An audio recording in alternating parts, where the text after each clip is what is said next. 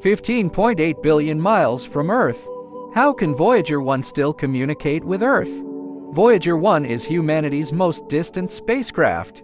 Launched on September 5, 1977, after 47 years of flight, it's now about 15.8 billion miles from Earth. It has long crossed the heliopause and entered interstellar space.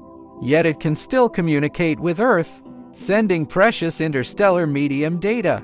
Voyager 1E's communication relies on its 12-foot high-gain antenna and 2 radio transmitters, mainly the X-band 8.4 GHz primary transmitter and the S-band 2.3 GHz backup transmitter.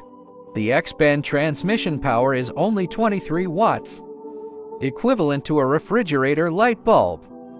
But through high-gain antenna focusing, the signal can be beamed toward Earth in a narrow 0.5-degree beam. This focusing greatly enhances signal strength.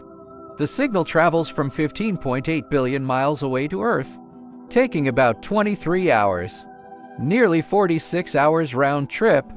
Signal strength attenuation follows the inverse square law, arriving at Earth with only about 10 to the -16th power watts, far below cosmic background noise.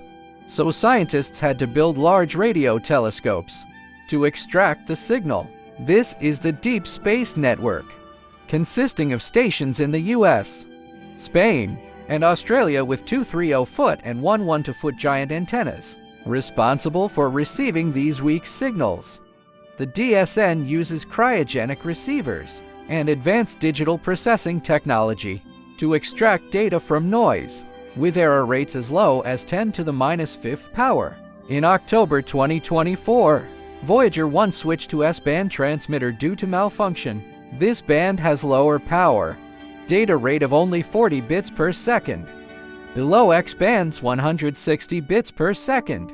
This caused communication disruption. Finally, NASA engineers used remote commands to restore X-band on November 18th, ensuring data flow recovery.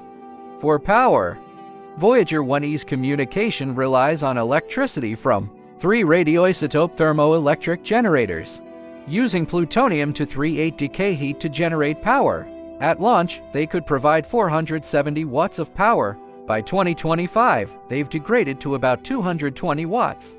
According to plan, Voyager 1E's scientific instruments will be shut down one by one, now only maintaining power for communication and attitude control. The entire core system needs only a few dozen watts to run long-term. However, NASA expects the communication system may also shut down by 2030. By then, Voyager 1 will become a silent interstellar message in a bottle, carrying the golden record and continuing its journey. From today's technological perspective, the key to communication is actually Voyager 1 must keep its antenna pointed at Earth, with an error less than 0.5 degrees, using small thrusters and gyroscopes to achieve this.